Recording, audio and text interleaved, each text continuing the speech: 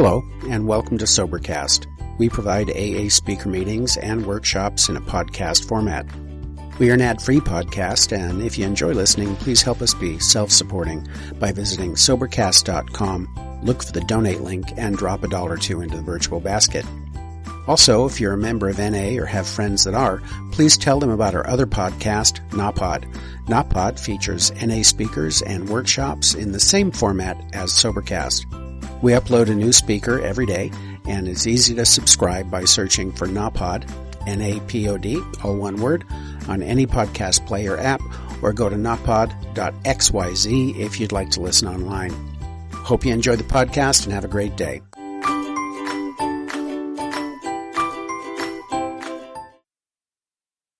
Good afternoon, ladies and gentlemen. My name is Jack Alcoholic. Hi. You know, down where they come from, that Harold Wilson comes from last night, I was down his country, and down there, whenever they say hi, I always tell them, hi, y'all. And that's the way they talk. And they talk beautifully well up here, too. I never heard the 12 steps read so nicely. And I come from Brooklyn.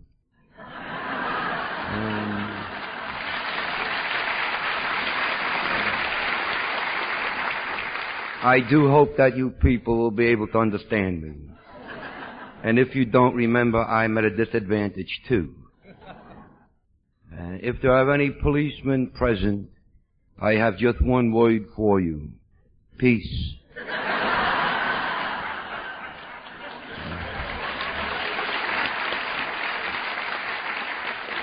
You know, I come to these conferences pretty regularly, and these conventions. And always I'll meet someone having breakfast or something, and I'll be introduced to them. Generally, it's a sweet young thing, you know. And they say, this is Jack Brennan. And they always look at me with surprise. And they say, the Jack Brennan? And I often ask them, I say, what do they expect? 2 heads? And it happened again this morning. And I really don't know what people expect me to look like. I'm just an average fella. I can go out into the world, and if I don't tell anybody I'm an alcoholic, I don't think they'll ever know it. And if I keep my mouth shut, they'll never know that I'm stupid. And I just go through life, and I work, and I have my family to raise, and just a very normal guy. But there is one big difference. When I told you this morning that I'm an alcoholic, that's the thing to remember. Not my name. My name is not important. But the fact that I can come up here on a plane and stand here and talk to you people, and you sit there so nicely and listen, that is a miracle. So you had best believe this morning that you are listening to a miracle. And I am not the only miracle here in AA. I do believe that each and every alcoholic that comes to Alcoholics Anonymous and maintains their sobriety are miracles. Because as you so well heard last night from Harold, the big book and the beginning of AA, we are people who should be dead. I know myself that I was given a ticket to death some 30 years ago. I was given 5 years to live by 3 very eminent doctors in New York. I was given 5 years to live, and I was told that I would spend the latter part of that 5 years, if I made it, in a mental institution suffering from wet brain. I was also told that I was a homicidal maniac, and that it would be possible for me to wipe my family out overnight and not know that I did it. It was also said by those 3 doctors that if I did live, I would never be able to work another day in my life, and that it was impossible for me to differentiate between right and wrong. Well, I don't have any animosity toward anybody because I'm an AA. I just love everybody. I love doctors too. But I would like for you to be the judge, because of those 3 doctors, 2 of them are dead. And the 3rd guy, he don't look very good, I'll tell you.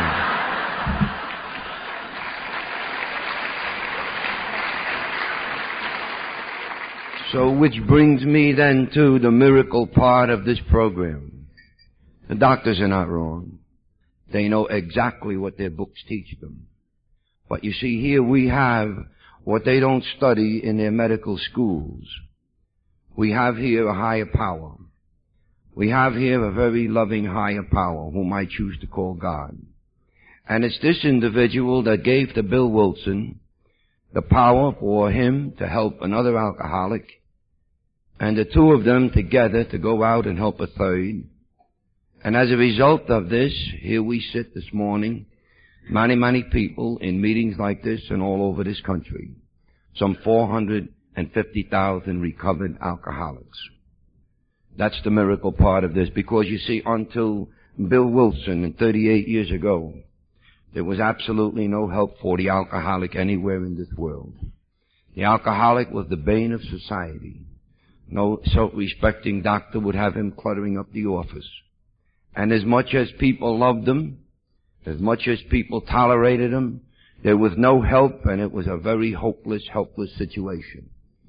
Therefore, we get the name of being helpless, hopeless, chronic alcoholics with good reason. There was absolutely no survival rate for us. So I look about at these conventions and I see people, and so many, and I see each one of the alcoholics sitting here that would affect the life of maybe 6 other people. And I say, thank God for AA. I am a very proud, happy member of Alcoholics Anonymous. And I have done nothing in this world except to turn myself over to Alcoholics Anonymous and to the care of God as I understand them.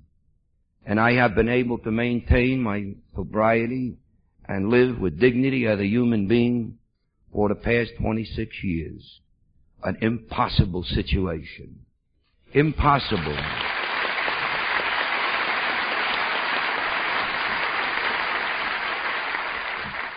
I only delve into these things very lightly because of my faith, don't you see? I have the utmost faith in Alcoholics Anonymous. I believe that it is the only place for the alcoholic to find what he needs in this world. Understanding. And a beautifully well laid out program for the alcoholic to live. Because as the man that opened the meeting here today said, he came to AA to stop and stay stopped. He didn't come to stop, but to remain stopped. And I like to say that in a little different way.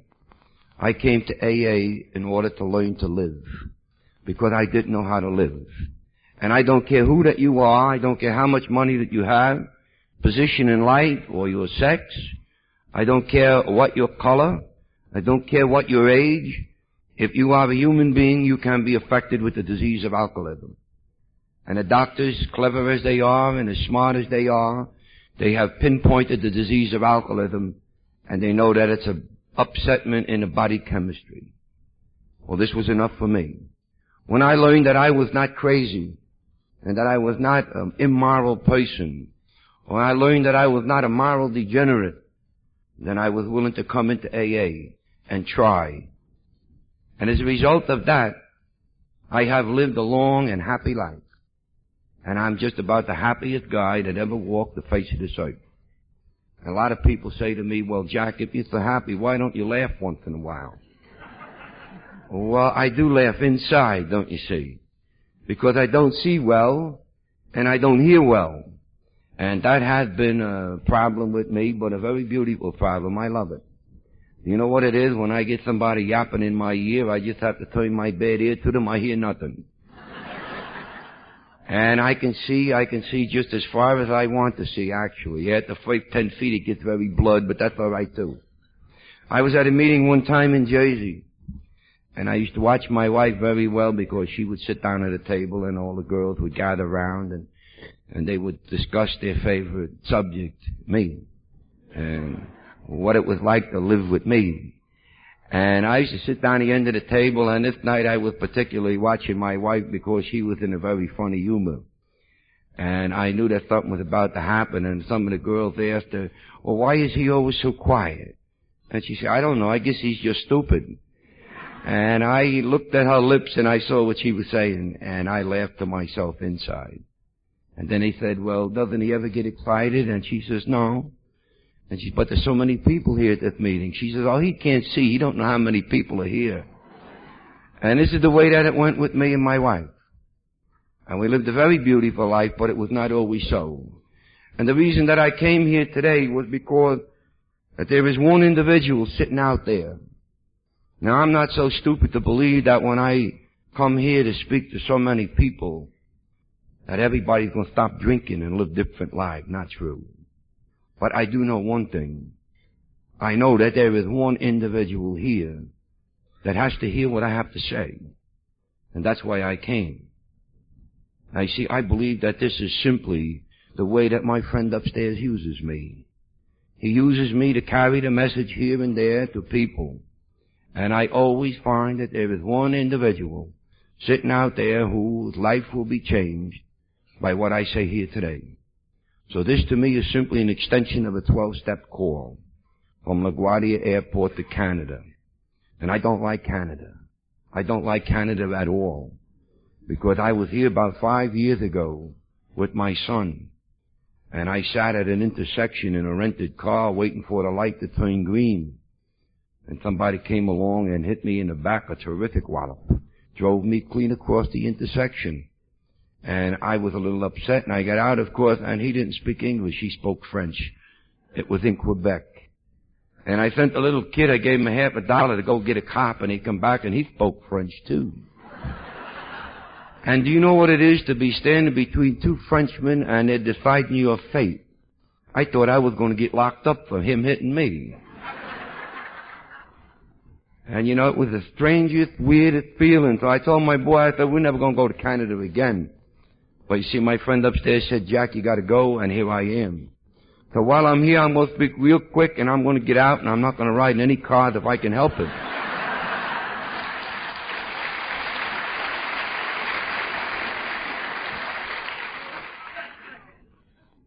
I suffer from the disease of alcoholism. And the simple disease that I suffer from is chemical in nature. And it manifests itself in me in 3 areas: mentally, physically, and spiritually.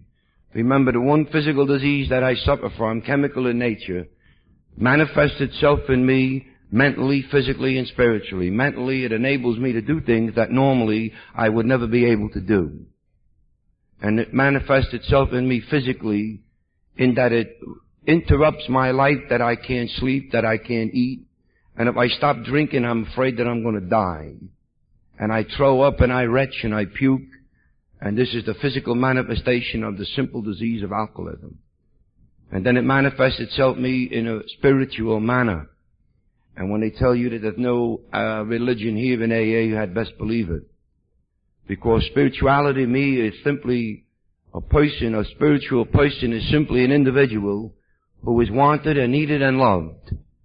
And if you are wanted and needed and loved, then you're spiritual. And if you are not wanted and needed and loved, then you are not spiritual, period. And there are many, many people who have never taken a drink that are not spiritual. And there are many people here in AA get quite confused about spirituality. I don't. Because you see, my name is Jack Brennan. I'm a very stupid individual. I had to get stupid in order to understand this program. It's geared for people like me, very confused, sick people. And the life that I lived before I came to AA took everything in my mind and distorted it. So you see, when I came here to AA, I found out that I suffered from a disease, as I've explained. And a spiritual rebirth or the growth of a spiritual individual here in AA is almost impossible not to achieve. Not to achieve, because our 12 steps are the rungs of a ladder that we alcoholics climb towards spiritual perfection. In other words, we become wanted and needed in this world and loved. I never knew any of these things, because when I was born in a family that was an alcoholic home. I was one of 9 children. And I was the only child that was affected by my father's drinking. And my father was a fine man. I don't know if it makes any difference or not, but he was Irish. And a lot of people call this the Irish virus, but that's not true. It's a chemical disease of alcoholism that we suffer from. And he was Irish, and he came to this country, and he settled down. He was going to earn a living for his family. Well, it never happened because he was afflicted with the disease of alcoholism. And when I came along, I think it was for about 6 months that they were happy, my mother and father, that they had a new child. It didn't last more than 6 months, I'm sure, because I was completely different from the rest of the family from the very beginning. I was inflicted with the disease of alcoholism from the first moment that I was born. And people will say, well, how can you be an alcoholic if you don't drink? Very true. It wasn't until I took my first drink that I became an alcoholic. But I had the physical, chemical makeup of the alcoholic a long time before I knew what whiskey was. And how did it affect me? Well, I couldn't go to school. I couldn't go to school, and I lived with ungrounded and unfounded fear. I was afraid of everything as a child. I used to sit in my room and I used to tremble when my father was drunk. The rest of the 8 kids used to go to school and get good reports and carry on and play games and do just what they were supposed to do. Not me. I was obsessed with my father's drinking, and I used to beg him, please, Pop, don't drink anymore. And he would get sober and he would be sick and he would be remorseful. And I used to look at him and pity used to well up in me, and I'd say, please, Pop, no more. And he'd say, no, Jack, no more. That's it. I won't drink no more of that stuff. And 2 weeks later, he would come home drunk again. And he used to have me on the end of a string like a yo-yo. And I was happy and I was very proud of my father when he didn't drink. And I used to tell my mother, Mom, he stopped this time for sure. And she would say, yeah, Jack, we'll see. Because you see, she knew better than I did. She lived with him a much longer time than I did. Well, the result of that was that I soon learned to hate my father. He never told me the truth, and I learned to hate alcohol. So actually, there is no earthly reason for me to be standing here talking to you as an alcoholic. Because if it had anything to do with a matter of choice, I would never have ever taken a drink. I hated this stuff. I watched my father become an animal every time that he drank. And I knew what caused it, alcohol. And it didn't matter whether it was beer, wine, or whiskey. When he drank, he was a terror. And so theoretically, I should never ever have become an alcoholic. Maybe one of my brothers or my sisters, but not me. Because I was a kid that was most affected by my father's drinking, and I should have stayed away from that stuff with a deadly passion, never touch it. But you see, I have no choice about what I am. I was born exactly the way my friend upstairs wanted me to be born. I was born with a chemical imbalance in my system that caused me to see things with a tremendously different eye than my family, my brothers and sisters. And when I took my first drink, I found relief in alcohol. I found relief from ungrounded and unfounded fear. And for the first time in my life, at 12 years of age, I knew what it was to be happy and to look at the world, I think, like normal people look at the world. Not with fear, not with terror, but look at the world and be able to evaluate it with eyes that see just the same as normal people's eyes. It had never ever happened to me. I always lived with terror. In school, when a nun would ask me a question, I wouldn't answer. I would sit like Dinny the Dunce because I was afraid that if I asked a question and made a mistake, someone would laugh at me. And I didn't like to be laughed at ever. And I thought always as I sat in school that everybody knew that I had my brother's pants on and my brother's shoes. And I was sure that everybody knew that my father was home drunk, a raving maniac with booze, threatening my mother. And these are the thoughts that went through my mind as a kid. And I sat in school terror-stricken. And I would run out at recess time and run home and open the door and find out if my mother were hurt or whether she were alive or dead. And you don't know how it is for a child to live as I lived. But all this changed at age 12. Both my brother and I were in a bedroom because it was raining and my father was on another drunk. And my mother told us to get into the bedroom and be quiet and that maybe it wouldn't be too bad this time. Well, I knew different. I knew that there was another sleepless night coming, probably another sleepless weekend. And I would be sitting between my mother and father and trying to keep peace between them so that they wouldn't hurt each other. Because I loved both of them very much, don't you see? I was quite a normal kid in the love department. I thought my mother was a beautiful angel put on the earth. And I thought my father was the strongest man that ever walked the face of the earth. He was capable of anything. I was a pretty normal kid when it came to that. But you see, when he drank, I couldn't sleep. My nights were filled with terror, and I knew another one was coming. And my brother, who was younger than I was, he was only 10, he came up from under the bed with a bottle of wine. And he said, Jack, look what I found. And I said, what is it? And he said, I think it's what the old man drinks. And I said, well, that's nice. And he took the cork out and he smelt it. And he said, Jack, it smells sweet. You want to try it? I said, no, you try it. You see, my mother didn't raise no stupid children. I wanted to see what it did to him. Well, he took a drink and he said, oh, it's sweet and it's nice and it's good. Have some. And I watched him for a few minutes and he didn't fall down or anything, so I tried it. And my brother kept repeating how nice and sweet that it was. But he was stupid. Because you see, to me it wasn't nice and sweet. I didn't know what it tasted like. All I knew that when it hit my stomach, I was changed. For the first time in my life, I looked out at the world without fear. And I looked at that bottle in amazement, and I said, no wonder the old man is always sipping on this stuff. Because it changes your life. And I looked at my brother again. I said, Joe, have another one. He said, yeah. And he took a second drink. And I took a second drink, and now I was 10 foot tall. I was a different person in 2 minutes. And for the first time in my life, I knew what it was to feel good. And I kept looking at my brother for his reaction. And that dummy kept saying it's sweet. And I looked at him and I said, are you stupid or what? Don't you understand what this stuff is? He says, what are you talking about? And that was over 40 years ago. And if you go out to Lynbrook, Long Island tonight or any time and drink with my brother, his name is Joe. And if you're an alcoholic, don't drink with him. Because he will do the same thing to you today that he did to me 40 years ago. He'll give you one drink, he'll give you a second drink, and then he'll put the cork in the bottle and you've had it, period. And he has been doing it. Now we had the same mother, we had the same father, we ate the same clothes, we ate the same food and wore the same clothes, went to the same school. There was absolutely no difference between my brother and myself. The only difference was 2 years in age.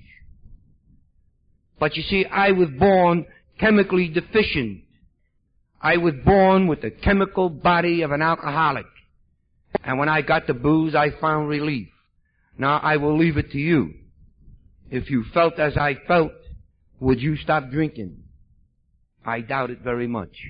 I could sit down now and start worrying about getting home to New York because I have told you practically all there is to tell you. I have described for you the difference between a normal person and an alcoholic. A normal person drinks and stops. And he drinks because it's time or because he wants it or because that he thinks that he would like it. The alcoholic drinks out of necessity in order to be able to look and operate in this world. Well, I drank that day. My brother quit. He said to me that if I kept drinking, I was going to get sick. And I said, you are stupid. And I believed it. And I said, Joe, if the Lord made anything better than this, he must have kept it up there for himself. And I kept drinking. And the next thing I know, it was Sunday morning, and my mother was bending over me and crying bitter tears. And I looked at her and I said, Mom, what's wrong? And I woke up and I had in my belly for the first time what the alcoholics know so well, remorse. I didn't know what I had done, but I know that something was wrong. I felt it. And I said, please stop crying and tell me what happened. And she said, Jack, for the love of God, don't ever again do what you did yesterday. And I said, Mom, what did I do? She said, you drink almost 3/4 of a gallon of wine. And then you tried to take a bath and you passed out in the bathtub and you almost drowned. And I looked at her with eyes, I couldn't believe what she was saying. And I said, what day is it? She said, Sunday, and it's time to go to church. Please get up and promise me, Jack, no more. And I said, Mom, stop crying, never again. And I meant it with all my heart, because anybody that found what I found in alcohol was not about to stop drinking. And the only thing that bothered me that my mother would find out about it, so I had to be a sneaky drinker. And while I was talking to her and reassuring her, and while she was telling me, Jack, one in this family is enough, please. And I was telling her, no more, Mom, that's it, stop crying. I was planning how to get more. Because you see, I needed alcohol to live with, to live on. And now you say, how does a 12-year-old boy get alcohol? Well, it's very simple. If you're an Irish Catholic and an altar boy. And I was an Irish Catholic and I was an altar boy. And I asked for the early Mass right away. I got the 6 o'clock Mass on a steady diet. And I would get there at 5:15 and I would fed up very nicely. And I would say at this time too that they go first class in those sacristies, I tell you. Some of the best drinks I ever had came out of sacristies. And when I had my morning nip in the church, I could go to school and I could answer questions and I could be one of the kids. And all my worries about my father would be out of my mind. I wouldn't think about it. I would have a good day. But sometimes I would run into an alcoholic priest, and he would get there at 5:45. And then I was in trouble, don't you see? I couldn't get my morning drink, and I would go to school, and I would be Dinny the Dunce again. And the nun used to look at me and say, what happened to you this morning? Where's the smart little boy that was here yesterday? And I never told anybody that the difference between my having a little wine in the morning was what made me able to operate. Well, I won't stand here and bore you too long today, believe it. But I drank every opportunity that I got. I drank in order to live. Not that I liked it, not that I wanted it, but without it I was nothing. Without it I was a 12-year-old scared kid. With it, I could operate like my brother. I had been told all my life to be like my brother. And I tried desperately to be like my brother. My brother, before he died, God rest him, had one job for 37 years. My average was about 37 jobs a year. He went to church when it wasn't even Sunday.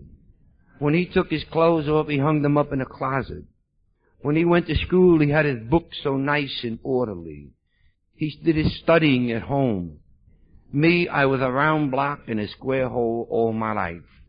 And I tried to be like my brother, and I fell on my face 1,000 times. I couldn't be like my brother.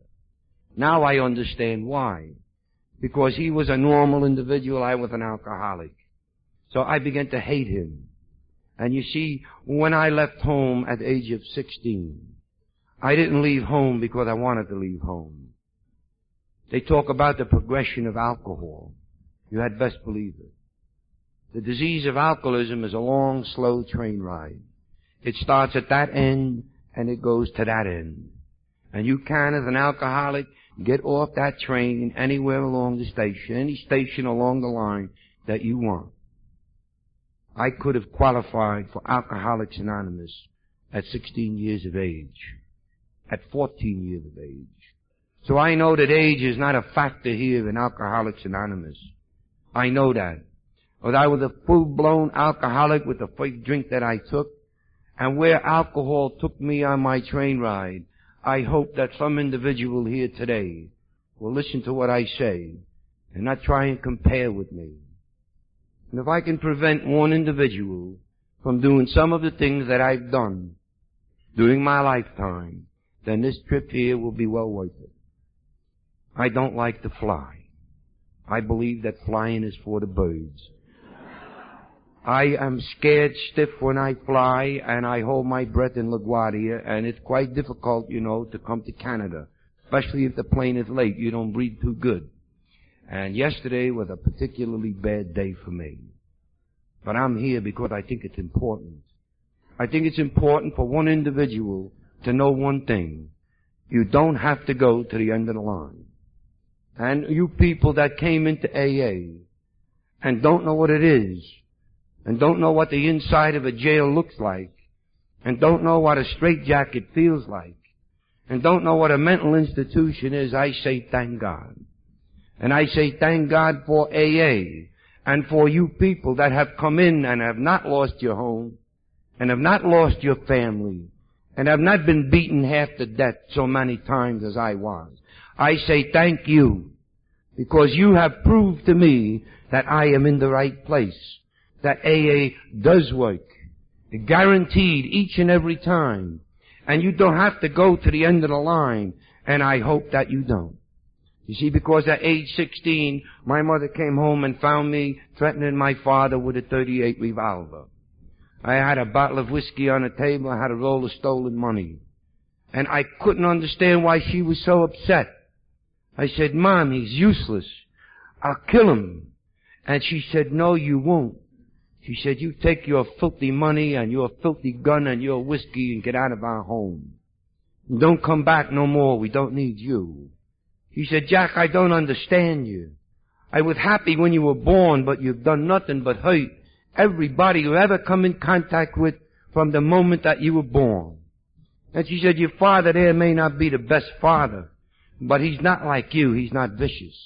He doesn't hurt anybody. He doesn't provide too well for you, it's true.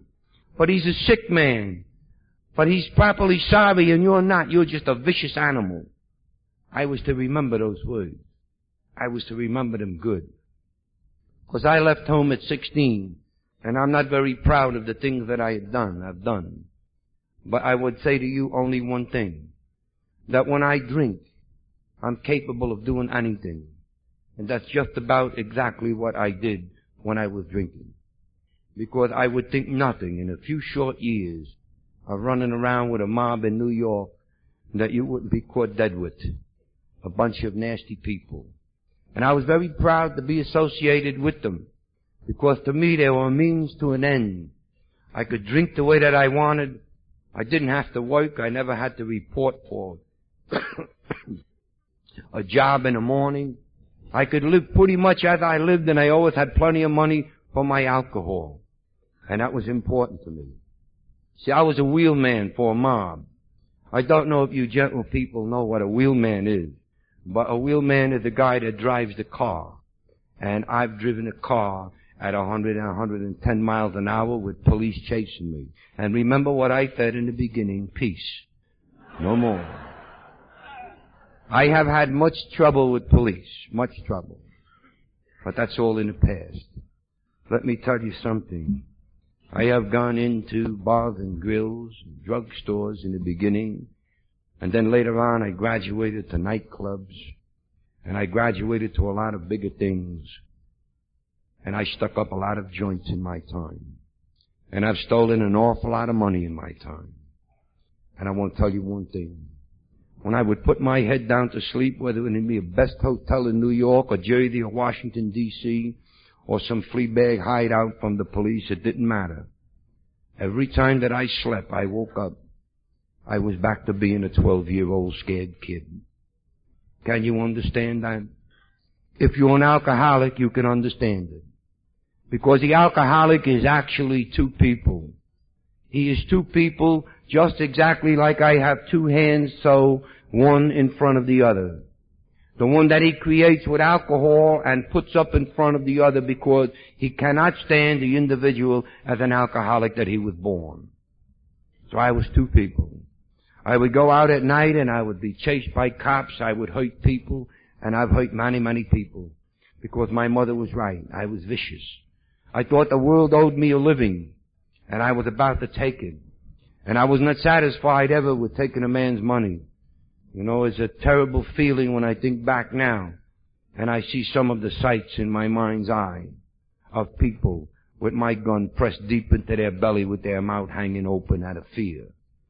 And I can also see many, many times in my mind people that I was not satisfied with just taking their money, but that I would bash across the bridge of the nose with a gun. I can still see the blood coming out of the corner of their eyes. And if you think I'm proud, I'm not. I'm not a bit proud, I'm not a bit happy. But I must be honest with you people and tell you exactly where alcohol took me. And you know, there was a time in my life, just like you, that I didn't know what the inside of a jail looked like. I didn't know what the cold feel of a barrel of a gun felt like. I didn't know any of these things. And it was only with the use of alcohol that I found out. So if you're like me, or you were like me as a kid, and you've come into AA, I say thank God, because had I done it, then I never would have experienced what I did. But my friend upstairs is the one that made me an alcoholic, My friend upstairs is the one that took me to the places that I went. And my friend upstairs is the one that brought me into AA. But you see, it wasn't just as gentle as that. Because my disease progressed. My disease progressed very rapidly. And I graduated from little things to big things, and then suddenly I lost my first job on account of alcohol. You see, they called me in one day because I had that happy alcoholic habit. I would wake up in the morning and be a scared 12-year-old kid. And I would hold my head in my hands and I would say, my God, what am I doing? And then I would smell my gun to see it had been fired, and I would look in my pocket for money. And then I would start to ask questions, stupid questions, don't you know? Like I would call someone on the phone and say to him, hey, Pete or Willie, how did it go last night? And they would say to me, Jack, don't you know you drove the car? And I always had the blank and blackouts. And it was because of this that they told me one day, they called me and they said, Jack, you are probably the best wheelman in New York State. But we think that maybe you have a little trouble with alcohol. My nickname was Crazy Jack the Umbriago. I don't know whether you know that, but what it means is Crazy Jack the Drunkard. And I used to laugh when they laughed, but inside I seethed because I didn't like to be like my father. I didn't like anybody to talk about my alcohol or mention I was drinking till I wanted no part of that. When they called me Crazy Jack the Umbriago, it hurt me. But I lived with it. But you see, they knew. They called me in this particular day and they told me, Jack, suppose one day that instead of taking us home, that you would take us to a police station. What would happen? And I had to admit that they had a point. So that was the time that I lost my first job on account of alcohol. They got themselves a new wheelman and I was taken out of the business. I went out on my own. And for the next couple of years, I got more trouble than any one human being should get into.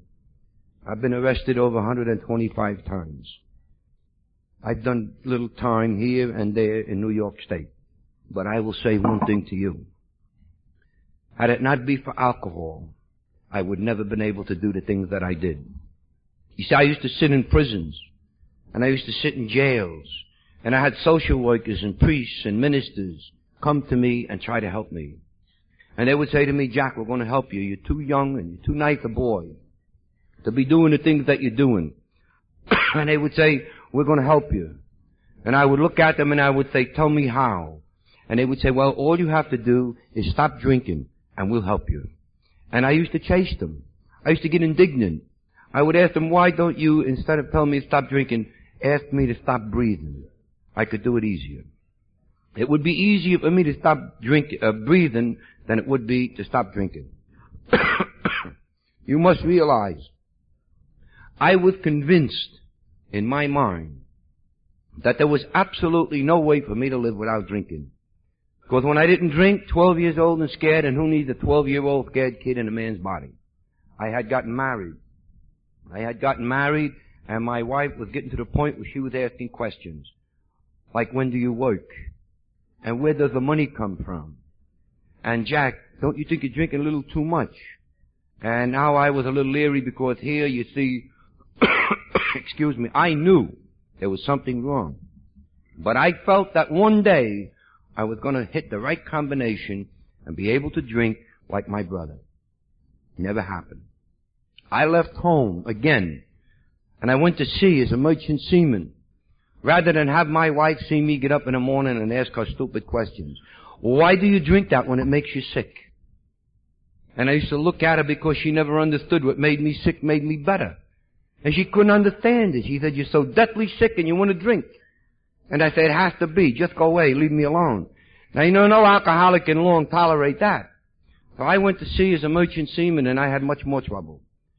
And I came back home one time after the Normandy invasion, and I was beaten half to death because of a battle I had gotten into in Marseille in France. I was 16 days in a coma. And when I came into New York, I was on a hospital ship. And when the doctor told me that I was going home, I wanted to kill him. I couldn't go home. Because if I went home, my secret would be out. My wife would know what that I was. And I couldn't have that. But as fate would have it, they took my papers away. I couldn't ship no more. And I went home as a hero. a returned hero because I sailed on gasoline tankers during the war. And people used to say to me, what a brave man. I wasn't brave, I was drunk. I didn't know the difference. I didn't even know the war had started till I got torpedoed the first time. And I had to ask the guy that was swimming next to me to let me hold his life jacket. And I asked him what happened. He said, we got torpedoed. And I said, what's that? And he explained it to me, you see. And he said, there's a war on. And I said, really, who's fighting? And then I told him, I said, you know, a guy could get hurt over here. And they gave me a chance. They took me into England, you see. They gave me a chance to go home by plane or to wait and get another ship. And I wait and get another ship because I wasn't about to go home. But now here I was home after being 2 months in a hospital. 2 months in a hospital, all broken up and beaten out. And I went home to a wife that didn't know me. I became an animal. I walked into the house and I told her, where is the booze? And she said, Jack, what are you talking about? I live here with my little son and we don't have any booze. I don't have any company. I had never been in that apartment. It was on the 6th floor in Brooklyn. And I said, well, run down and get some booze and take that stupid kid with you. He makes too much noise. Well, you see, I was a returned hero. And she wasn't about to say no, so she went down the stairs and got me a bottle of booze and come back up. And I took it and I went in the bedroom and I shut the door and I said, leave me alone. Don't bother me. Don't talk to me. And keep that kid quiet. And I would sit at that window and look out that bedroom window at nothing. And I would dream my dreams. And when the booze was finished, I would go out and I would say to her, go down and get me some more whiskey. She would look at me in horror. And I would say, shut your mouth. Don't look so stupid. Go down and get me some booze. You see, now she was beginning to see what alcohol had covered up for so long. She was beginning to see me, not as a 12-year-old scared kid, but as the active alcoholic capable of anything. One day she said to me, Jack, you're my husband. I have a son here that needs a father, and I need a husband, and I'm going to help you. And I said, you help me, and I'll kill you. Because everybody that ever helped me attacked my booze, and I can't live without it. So just leave me alone and don't bother me. She said, I'm warning you, I'm going to help you. Well, she helped me. Oh my, I don't think I could survive her help anymore, believe it. I'm a little too old, but then it was very necessary. I went out to get an evening drink one time because she refused to buy any more booze for me. And I went to my favorite bar and a man almost had a stroke. He said to me, Jack, please, get out. And I said, what's wrong with you, dummy? And he said, your wife was here. And she told me that if I give you even one drink today, she's going to set fire to my bar. And I said, she has taken leave of her senses. I went to a little grocery store, delicatessen, to get a 6-pack of beer because I was dying. And the guy did the same thing. My wife had visited an area of about 10 square miles. And I couldn't get a drink nowhere, and I went home loaded for bear. I was going to kill her. Open the door, I said, I'm going to bury you. And she said, wait, before you bury me, what's your problem? I said, you know what's my problem, smarty. And I said, what did you do that for? You're killing me. She said, no. She said, do you want a drink? I knew there was something wrong. And I said, yeah. And she said, well, I'll buy you a drink. I couldn't understand it. I said, what I got to do for it? And she said, you got to get on the subway and ride with me to New York. Well, that was 15 minutes underground. And I thought that over real good. She said, if you want a drink, you'll do it because the only way you're going to get one. So I got on the subway for a drink, and I suffered for 15 minutes of horror. And when I got off, I was so shook up, she bought me another one. And I said, now what do we do? She said, we are going into that church. And I looked at the church, I said, I can't go in there. And she said, why not? I said, because I'm Irish Catholic at the Protestant church. And she said, Jack, believe me, you are going to go in there. You haven't been in any church for 20 years, you drunken bum, and you're going to go in there. So I went in there, and I sat in the back of the room, And I asked her, what kind of place is this? She said, this is Alcoholics Anonymous, and they're going to help you. And I laughed. I said, yeah, I know. Stop drinking. And you know something? There was some dummy got up like I'm up here tonight. And the only thing that I heard him say, is don't take the first drink and you won't get drunk.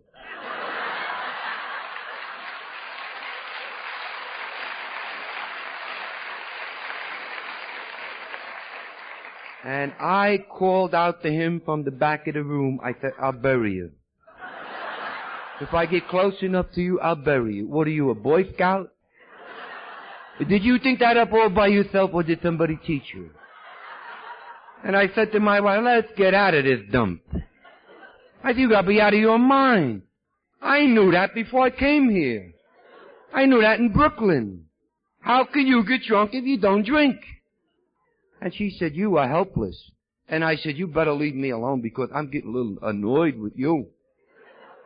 And we get out on the sidewalk and we parted. And I went home about 3 or 4 days later. And it was the beginning of the Third World War. Because there was 2 cops in my apartment. Well, you know, cops I can't tolerate. Now they were all right, you see. But then, oh my, no. Cops were in this world just to cross little children across the street. That's it. And if you walk real fast and look straight ahead when you passed one, he might even leave you alone. You didn't ignore them. You just completely ignored cops. And here were 2 in my apartment. And I said to him, well, what do you do here? I didn't say that really, you know. But there's too many ladies over here today. And he got a little nasty. He said, we're here to protect your wife. She called us.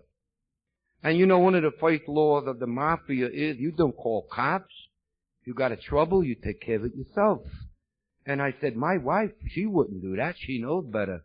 He said, well, she called us, kid. He said, she's got marks on her throat. You almost killed her last night. I said, I wasn't even home last night. Oh, yes, you were. And then she got into the picture. She said, oh, yes, you were. And she said, you had me hanging out the 6-story window.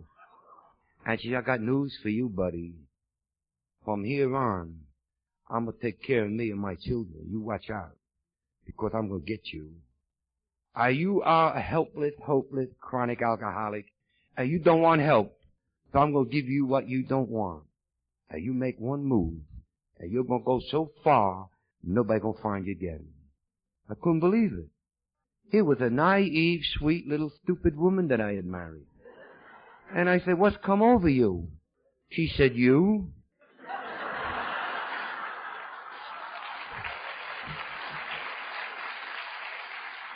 She told me, she said, you have educated me like you wouldn't believe. You are the nastiest bum that walks, and you've got me the same way. And she said, but watch out, Brennan. Your time is coming. Well, you see, that day, I had a little tussle with those 2 cops. They wouldn't leave, so I threw them out naturally. And they frown on that, even in Brooklyn. And they went out and they get reinforcements. And then they come back. And then they threw me out. And then for about a year and a half, we were playing King of the Hill with my apartment, you see. And I roamed around the streets of Brooklyn looking for cops. And the unfortunate part of it was that I found them. And I want to tell you something. That's a losing proposition. There's just too damn many of them, you see. You can do all right with 1 or 2 maybe. I tell you, when it gets to be 5 or 6, you got trouble. Well, I had trouble. You see, because they would take me in the back of station houses or into an alley somewhere. And they would beat me half to death. And they would bounce me off walls. And they would give me a lot of grief. And when they got tired beating on me, don't you see, then he would say to me, hey kid, please, don't get up no more. And I would say, oh yeah, I'm going to get up and I'm going to kill one of you people.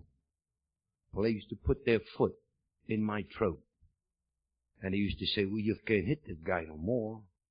And I would say, please, let me get up. And they would say, no, you have had it. You're a maniac. You're crazy. And then they would call for ambulance and a straitjacket. and they would put me into Kings County Hospital or Bellevue. And they would give me a big, fat needle and knock me out. And do you know what it is to come to in a straitjacket? And you take your tongue and you run it around the roof of your mouth and see how many stitches that you have. And you feel that your head is all pulled together up here. You must have some more stitches. And if you try to breathe too heavy, you can't, because you're all wrapped up with the broken ribs and adhesive tape. Yeah, I know what it is. But that was not problems for me. A beating like that was not my problem. My problem was that when I woke up, I was a 12-year-old scared kid. And I used to say, oh my God, what am I doing now? And what did I do last night? And why am I here like this? And I would say, never, never no more am I going to take a drink. I don't care if I choke. I won't drink no more. I don't want this. And then you see they would properly allow me out maybe 20 days or 15 or 18. And I would go home. And I would be full of remorse, and I would be sick, and I'd be 12 years old and scared. And I'd go home late at night when it got dark because I was ashamed. And I'd walk into the house, and I'd say to my wife, well, I'm home. She'd say, yeah, I see. And she'd say, Jack, what are you going to do? I said, I don't know. I just don't know what to do. And I would say, just let me sit in the corner, and I'd be all right. I'd think about something. And I would sit in the corner, and I would be terrified. And I would be petrified. And I was sober. Oh, what a way to live. If the phone would ring, I would have panic. And if I had to walk across the street, I just couldn't do it. And my brother would come and he'd say, come on, get your job. I couldn't walk on the gutter. I couldn't walk on the road. Couldn't step outside the house. And the fear and the remorse was so great inside me. And my wife used to say to me, Jack, how do you feel? I said, I feel all right. I just don't know what to do. And she'd say to me, how about AA? I'd say, no, that doesn't work. Those are different people. They're not like me. I think I'm crazy, Roz. And she would say, well, I don't know what to tell you. Well, would you believe that I went through that thing 12 different times? 12 times, beaten half to death in a straitjacket. Kings County, Bellevue Hospital. I talk kind of funny sometimes, you see, because my jaws have been kicked up into the roof of my mouth a dozen times. I'm blind in one eye. I don't hear on one side of my head. I get some pains in my head these days that you wouldn't believe. My equilibrium is very poor. But you see, I'm an alcoholic. And I had to find out the hard way. So I hope that if you haven't experienced any of these things, that my being here today will help you to avoid them.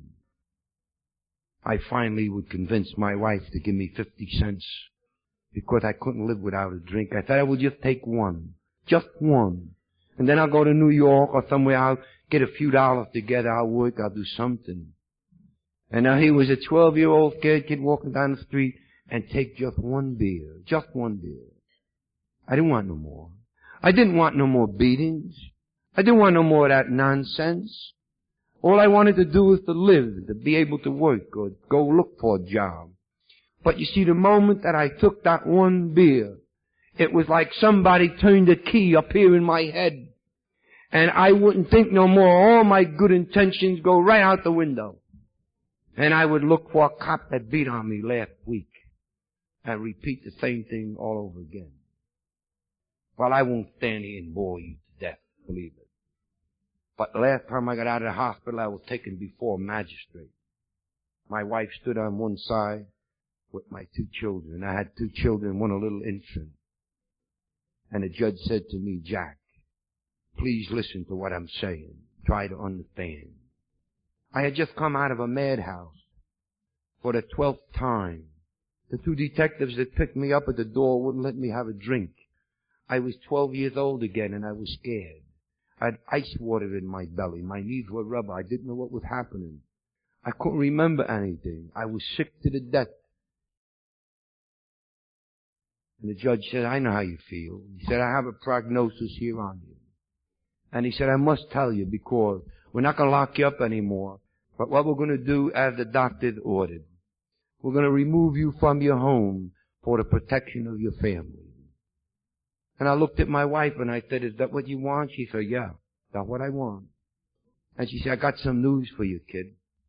If you stick your filthy face in my home, where I'm raising my children, they've just been awarded to me. She said, I'm going to kill you. She said, I'll get you while you're sleeping. I'll get you, but I'll put a knife in your belly and I'll kill you. She said, because I have had you up to here.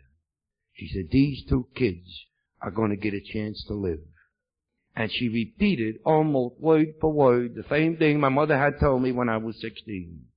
You have done nothing but hurt everybody you ever came in contact with. You're a vicious, nasty bum. Get out of our lives and let us live. So I was taken to New York, courtesy of the police department of Brooklyn, and I was told that I was not allowed to travel in Brooklyn. And the judge read to me that piece of paper that I told you at the beginning and gave me 5 years to live. And I went to New York, and I lived on the Bowery for 2.5 years. Well, I don't know whether you knew that about me before I came here with my lovely suit and my clean shirt and my shave. I want to tell you something.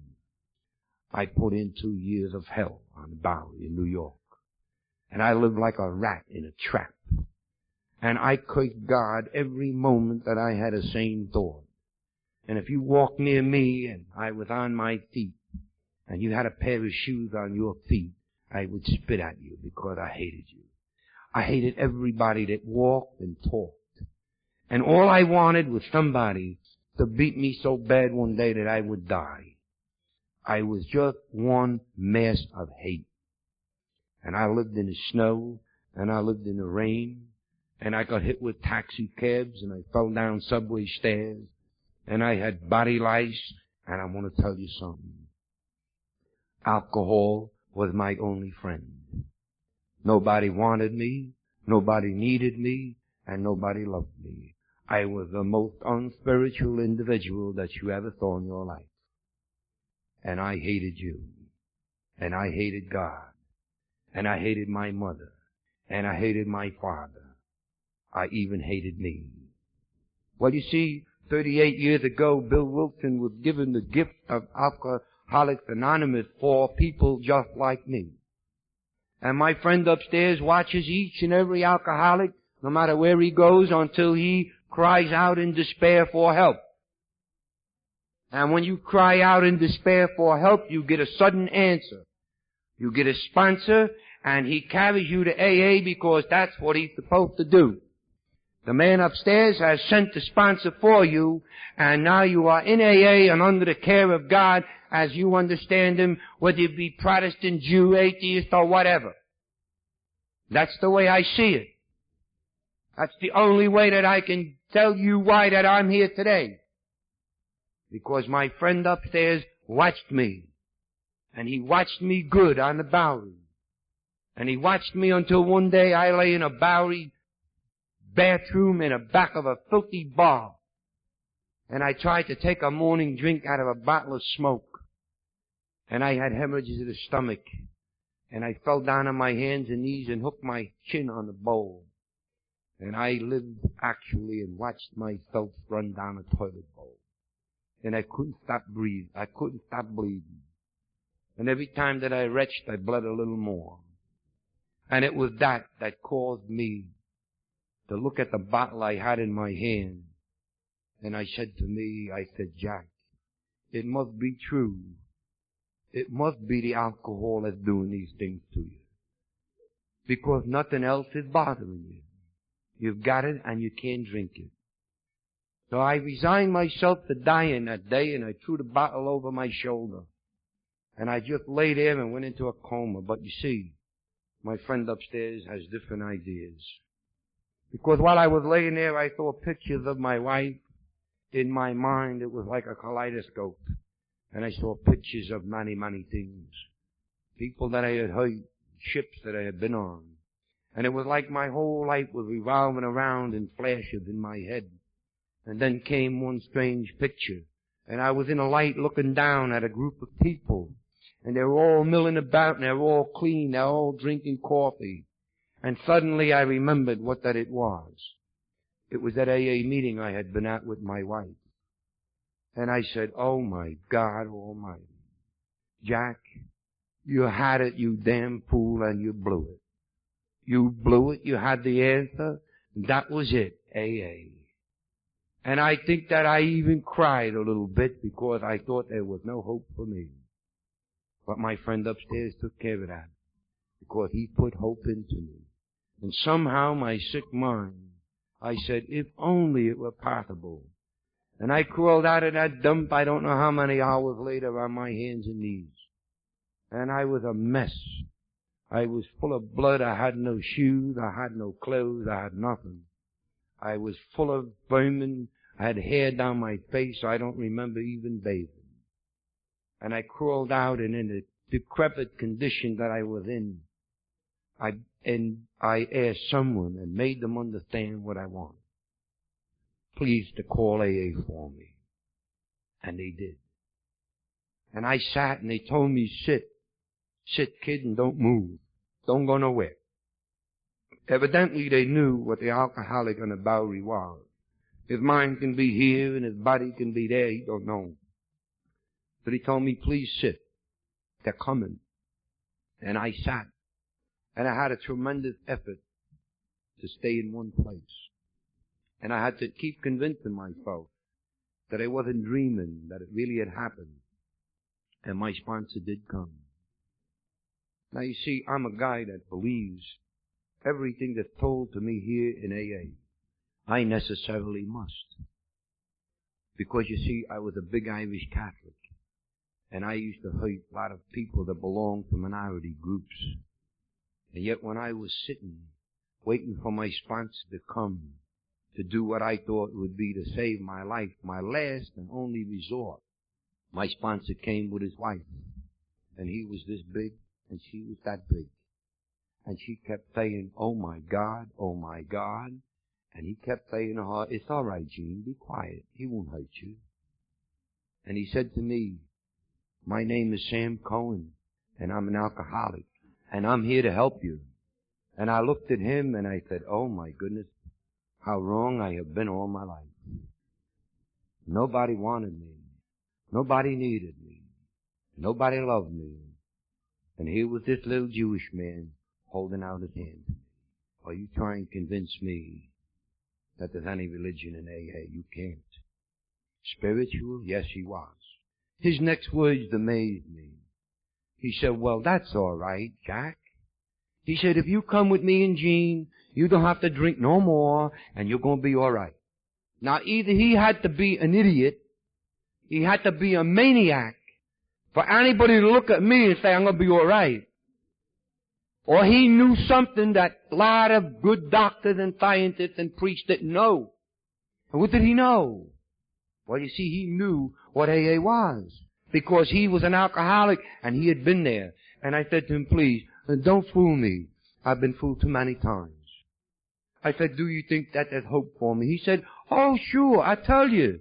You come with me and you come with Gene, and we'll carry you to AA, and you don't have to drink no more, and you'll be all right. Well, I'm all right. I'm fine.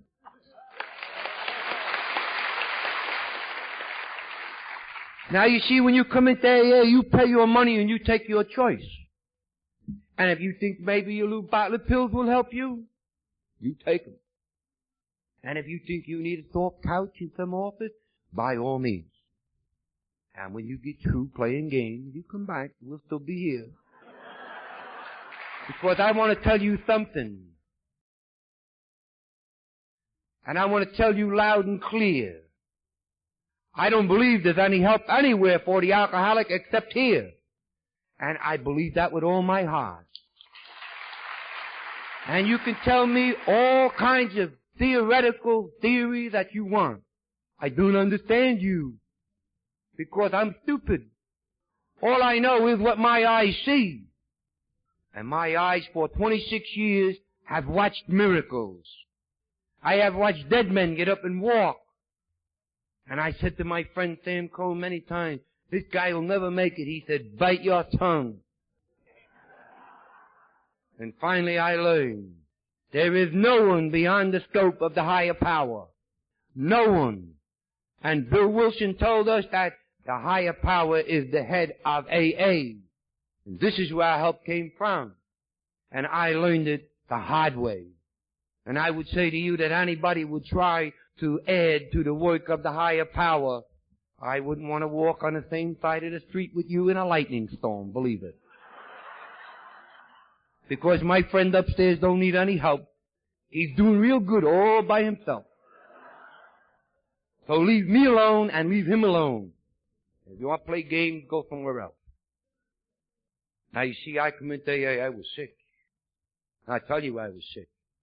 And the very first moment that I stepped my foot at an AA meeting, I found what I was looking for in the bottom of a bottle for 26 years or 20 years, whatever it was. Understanding. Nobody said to me, get that bum out of here, he stinks too bad. No. Come in, sit down, get a cup of coffee. If you want to drink it. If you don't want to, leave it there. But we're just glad to see you. Understanding. They knew how I felt. And they used to turn their back and walk away, you see, and not watch me drink my coffee. Because I couldn't pick up a cup. I had to bend over and lap it up like a dog. I had had 203 stitches just in that part of my right hand. I couldn't handle a cup. So you see, my friends knew in AA. And everybody kept telling me, Jack, keep coming back. I said, sure, I keep coming back. I got no place else to go. Nobody else wants me. And he said, well, we want you. And I used to say to Sam Cohn, Sam, what do you suppose would happen if they found out, that I was a stick-up artist? He said, I don't care what you think. One day he introduced me to a guy, and I shook hands with him. And my hand felt very funny. And I said, Sam, who was that guy? He said, he was a cop. I said, Sam, you shouldn't have done that. I don't like them people. Now it's either me or him. The place ain't big enough for two of us.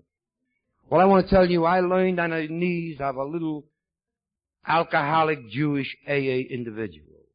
Yeah. He taught me how to live. And he taught me so much, I'll be so ever grateful to him. He died 2 weeks before Bill Wilson. And I tell you, I miss him sorely. I don't miss him so much because there's so many people around that he's helped that I can talk to and see him, you see. Well, how did he help me? Well, I tell you, he guided me. And I didn't run from sponsor to sponsor. When Sam Cohn told me what to do, I did it because I wanted to stay alive. I didn't question him. I never said but. I came to him one day after about 2 years in AA. I said, Sam, I owe you my life. He said, you're stupid. Man, he said, you Irish people are all stupid. But he said, you particularly, you very stupid. And I said, you Jewish people are all stupid too. Because if I was working like I used to, I'd kill you for saying that. And we used to get along good, see. But he said, Jack, my friend upstairs helped you, not me. He sent me out for you, and I brought the body. That's all I did. And he said, you want to thank me? No. Because what I did for you was done for me. And the guy that did it for me had it done for him. And you carry it all the way back to the first individual, Bill Wilson. He had it done for him by the higher power. So if you want to talk to anybody about gratitude, talk to him, not me. I said, that is dirty pool. I said, because I don't speak to that guy, He said, no, I know you don't. You're a rotten, ungrateful Irish bastard. Oh, that was terrible. I said, Sam, you don't speak to me like that, He said, I'll speak to you any damn way I please. I ain't afraid of you. And he said, stupid. He sent me out for you, and you got a job now. You got a room, and you got a pair of shoes. And you got friends. And you go out talking at AA meetings. And you don't talk to him? Shame on you. And he was right. So I said, all right, tell me what to do. And he said, okay. You speak to him just like you speak to me. Then you not wait just a minute. He said, you had better clean it up a little bit first. So that night I went out and I speak to my friend upstairs. I didn't take the bus home. I walked home, 20 long blocks. And on the way I told him, I said, my friend, I ain't been doing too good up till this time. I heard a lot of your citizens down here. And I said, but I'm an alcoholic. He sent that nasty little Jew there out for me, and I owe you a whole bunch. And I don't know what you got in mind for me, because I should be dead. But I said, I'll tell you what I'll do. From here on in, if you tell me what to do, I'll do it. And he's been telling me what to do for 26 years. And sometimes, I say to him, well, I think you're wrong. And I say, but I'm going to do it anyway. But if you get in trouble, don't come crying to me.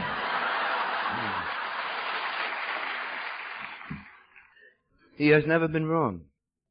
No matter how bad it looks, he's never been wrong. He always knows what he's doing. So I've come to depend so much on a higher power. I turn my life and will over to him every morning in my life. Because I'm Jack Brennan. I'm an alcoholic. I don't know how to live. And I can't live without guidance from my friend upstairs and people in AA through him. So here we go. What had happened to me in 26 years? Unbelievable. I was in AA for 4 years and my wife, or 3 years, my wife came to an AA meeting. I told Sam Coyne, I said, watch her. She's up to something. And he said, boy, you're a suspicious guy. I said, yeah, I am. I know her. She's bad news. And I said, keep a good eye on her, Sam, because I'm in trouble. You know what she wanted? Wanted to wish me well. I've been watching you, Jack, and I speak with Sam quite a bit. You're doing pretty good. I'm so happy for you. And she said, Jack, you got a little room. Why don't you come on home? And you could sleep on the couch, and you could give me what you pay for the room.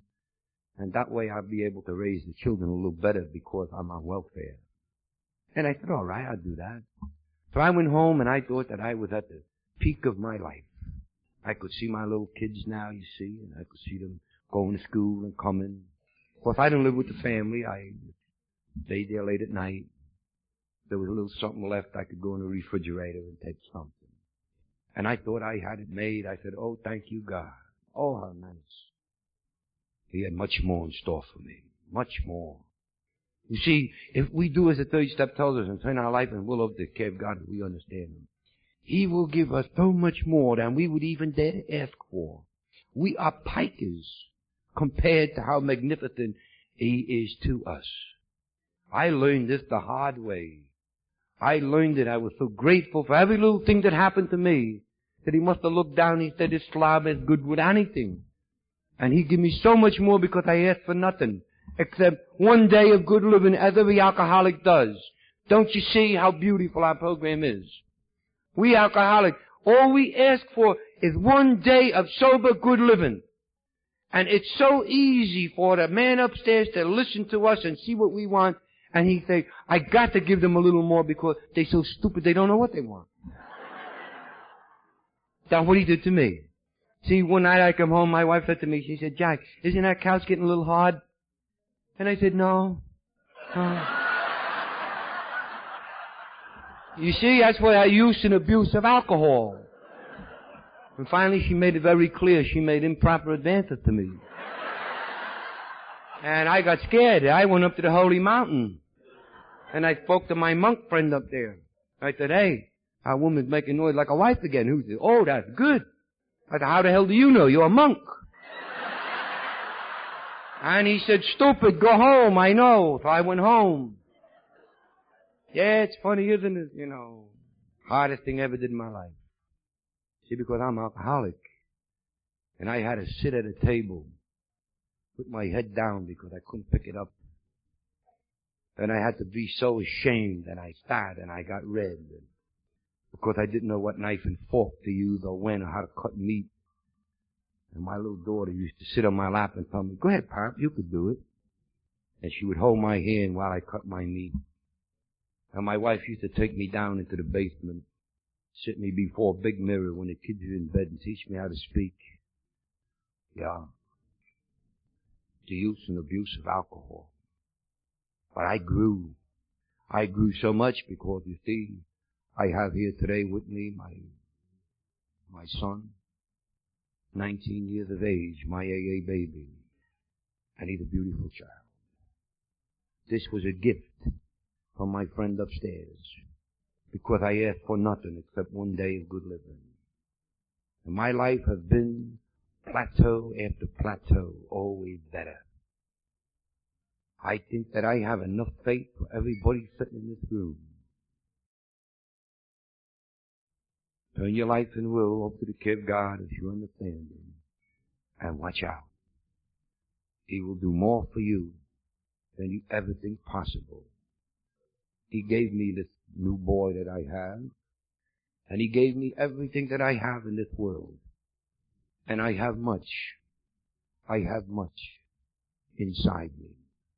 I don't think I'll ever make much as a workman, a businessman, because I don't know anything about stocks and bonds.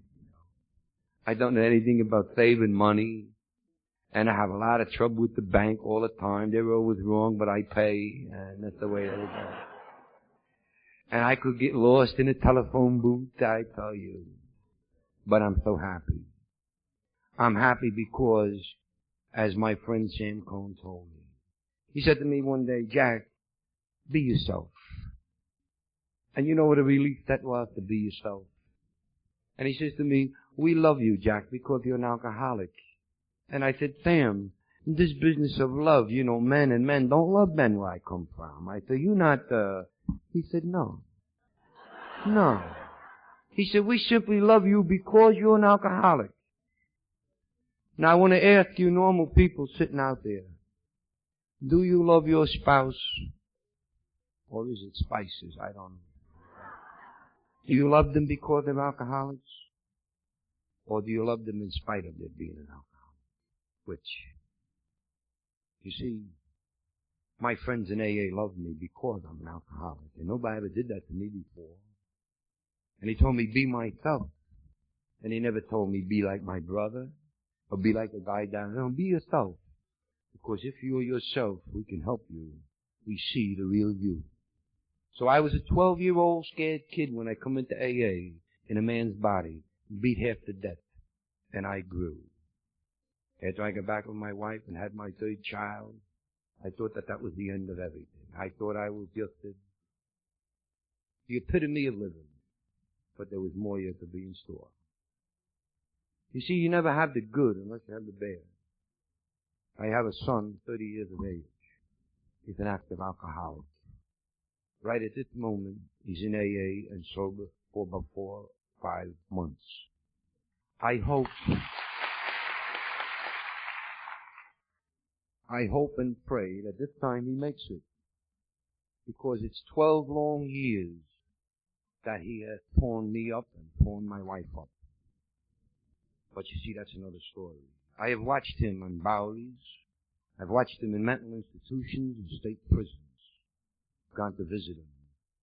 And I look at him and I would say to my friend upstairs, why? And he would say, Jack, I tell you why. Because of what you are today, he one day too will be. So you see, all my garbage in my life has become useful through the steps of AA, thank God. I can smell my garbage now, and it don't bother me too much because I can put it to good use for you people like you all over the country. But you see, my wife was of a different nature. She was normal people.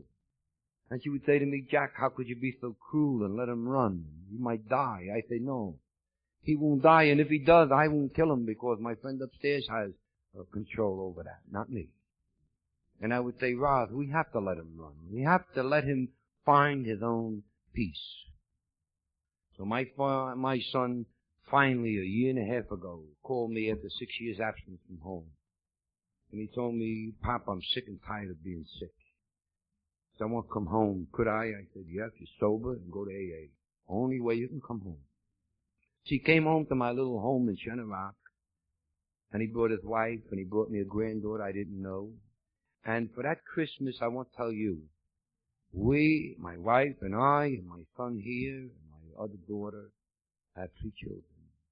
We had the most beautiful Christmas that we ever had in all my memory. I never had a good Christmas until that year.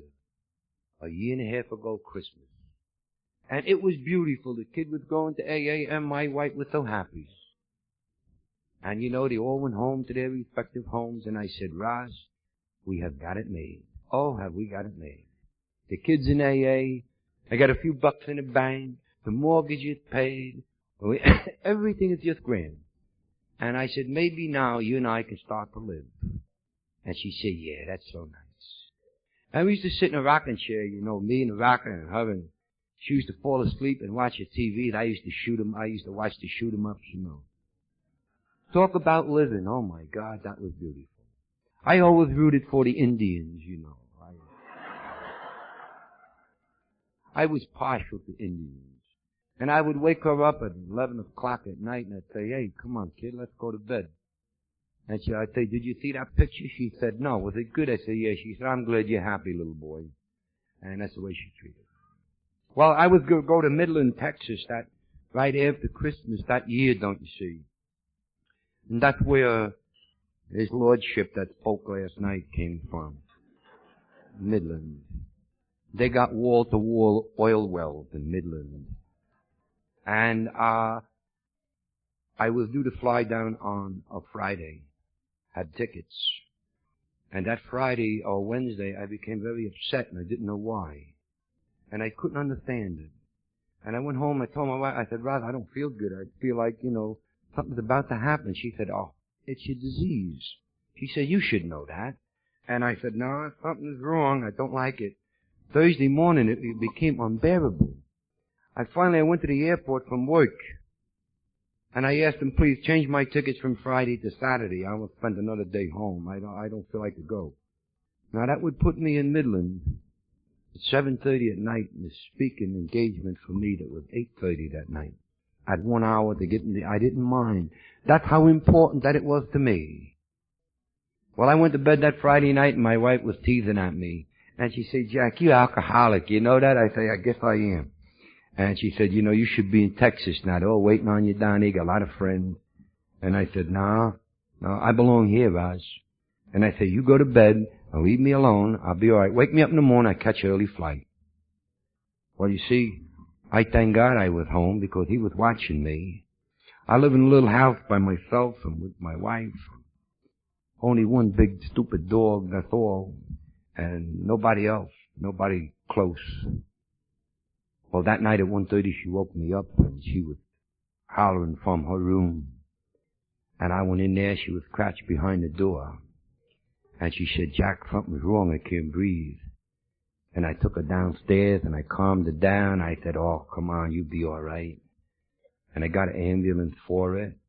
And I carried her off to the hospital and I followed in a car. I never see her alive again. 5 hours, she was dead. And you know, it was a tremendous blow. A tremendous blow. And I left that hospital and I went out into the yard, the courtyard of the hospital, and I spoke to my friend upstairs and I said, what do you do to me? And I said, you know, you must need her awful bad if you take her from me, because nobody needs her more than that I do. And when I bury her, I'm going to bury half of me. And I said, why would you do a thing like that to me? And you know, suddenly came back to me a lot of things. I stood there and it was bitter cold, I tell you, January. And my answer came. My friend upstairs hadn't taken anything away from me. He had given me back that woman for 25 whole years. 25 years he had given me back and allowed me to make amends and to prove to herself, to prove to everybody that I was not what people thought that I was. And she was happy when she died, beautifully happy. Son was in AA. So I didn't go home. I got in a car and I went down to Pennsylvania and I picked up my boy, that one that sits there. And I said to him, John, we lost Mom. And he says, yeah, I know. And he said to me a very profound thing. He said, Pop, you think that maybe you had it good before, close to the man upstairs. He says, wait till you see now. She's up there telling him what to do. How right that he is. Because I looked at him that day and I said, well, my wife is not dead. Never. She taught me everything that I know. She helped me everything that I ever did. I did with her help. I was too stupid to get myself locked up. She helped me. She taught me. She changed my life. She was she was not a Catholic when we were married. She was baptized and converted before she died. My children were baptized. So now I stood at a crossroads again. No wife, all alone in this world, and lonely. And I went to meetings here and I went to meetings there, and I'm very happy and I'm very glad to be able to tell you that my friend upstairs once again took care of me. Because I met a girl in Oklahoma, a woman, and she lived in Drexel, Missouri. Don't look for it on a map, you won't find it. I had trouble finding it, believe me. But anyway, we've known each other now for the past year and a half, and come July 10th, we will be married. And on July 11th, I'll leave from John F. Kennedy and go to Galway, Ireland to speak at a convention in Galway, Ireland, and it will be my honeymoon too. My life is not over. My children love this woman. She's 2.5 years in AA, and she's beautiful, very understanding, and just exactly what that I need. So if I've said anything here today to help you, I'm very grateful. And the thing that I want to impress on you most is that where my strength and my hope, my faith comes from a higher power. And I have a little prayer here on these little yellow cards. And I would like to leave them here for you. My son is sitting, and take one home with you and join me tomorrow morning, any morning you want. It's called The Secret. And it says, I meet my God in the morning when my day is at its best. And His presence comes like sunrise, like a glory in my breast. And all day long that presence lingers, and all day long He stays with me. And we sail in perfect calmness o'er a very troubled sea. So I think I know the secret learned from many a troubled way. You must seek Him in the morning if you want Him throughout the day. And when I have that little prayer in my heart and out of my mind in the morning, I know that it's going to be a beautiful day. And I'm not going to get drunk. And I'm going to live the way my friend upstairs wants me to live, thinking of the other individual.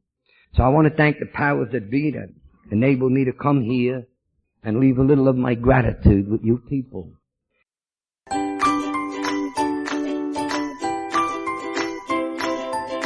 Thanks for listening. I hope you enjoyed the podcast. Sobercast is ad-free, and we'd like your help in order to keep it that way.